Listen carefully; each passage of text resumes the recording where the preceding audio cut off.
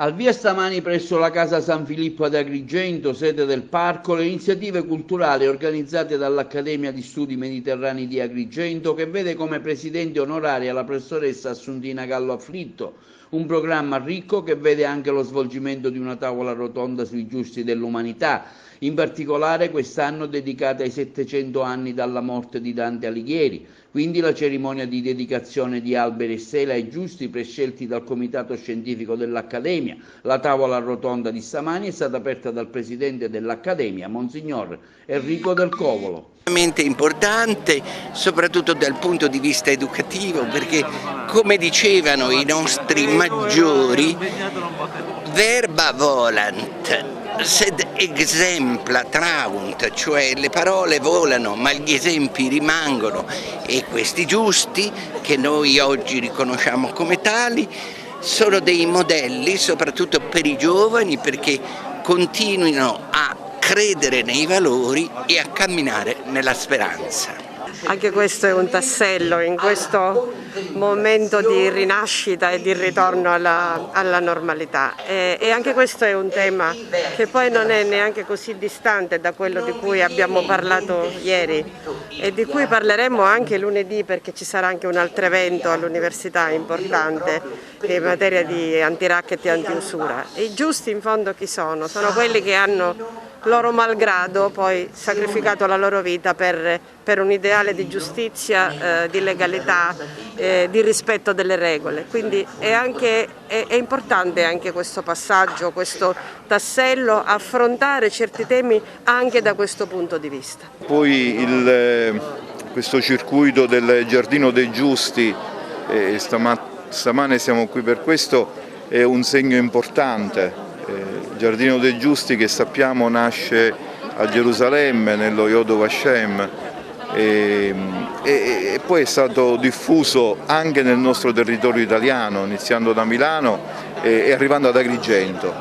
È un'iniziativa importante per ricordare il camminare da giusti su questa terra. Io direi al di là delle confessioni religiose, ma quell'essere giusti riconoscendo il nostro essere umani e riconoscendo l'umano che è attorno a noi. Questo è il primo passo per poter parlare di uomo o di donna, ci mancherebbe altro, giusti. Certo, il giusto è colui che cammina su questa terra a cospetto di Dio. Già qui ad Agrigento abbiamo il giusto Rosario Livatino, tra gli altri, che da giusto ha calpestato questa terra, ha camminato su questa terra e ha lasciato un'impronta. Ecco, l'augurio, pensando anche a tutti i giovani che in questo momento qua ci circondano, l'augurio è che ciascuno di noi, confrontandosi con la propria coscienza e rintracciando dentro la propria coscienza quella voce di Dio che ci parla solo a solo e ci dice fai il bene, fuggi il male, ecco, possa portare frutto in questi giovani. Sono molto lieto di poter ancora una volta dare il mio contributo, perché questo impegno che ci siamo presi di mettere in evidenza queste figure di giusti è fondamentale, soprattutto oggi, soprattutto per le nuove generazioni, che capiscano quali sono i punti di riferimento che vale la pena di essere seguiti. Domani anche il premio Empedocle, dato sicuramente a importante personalità.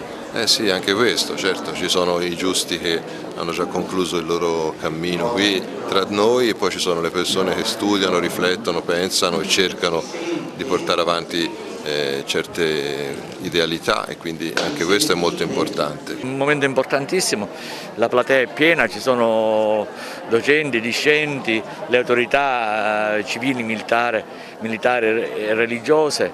È un momento importante anche perché saranno poste la stele e l'albero per ognuno di questi che verranno oggi insigniti. C'è anche una stella per Dante per l'anniversario dei 700 anni della sua morte.